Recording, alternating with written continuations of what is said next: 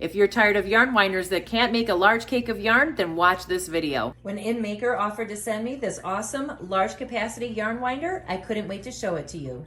Now you see I have my yarn winder clamped to the table, and then we're going to take the second yarn guide here, and we're just going to take the loop and hook it over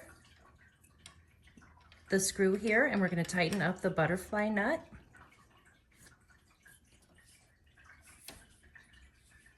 And you'll notice there's a little rubber stopper here so that the yarn guide doesn't slip around. So now we're going to take our yarn and slide it right through the yarn guide at the top.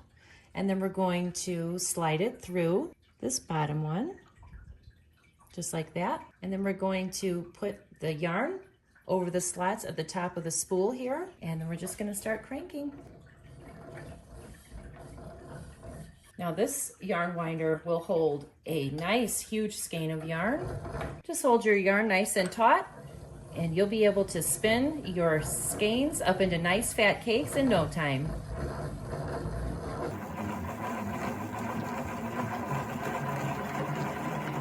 Now our yarn is all wound up onto the spool, and then you're just going to slip it off. This looks and feels just like a store-bought cake. It's wound so nice and tight, nice and compact.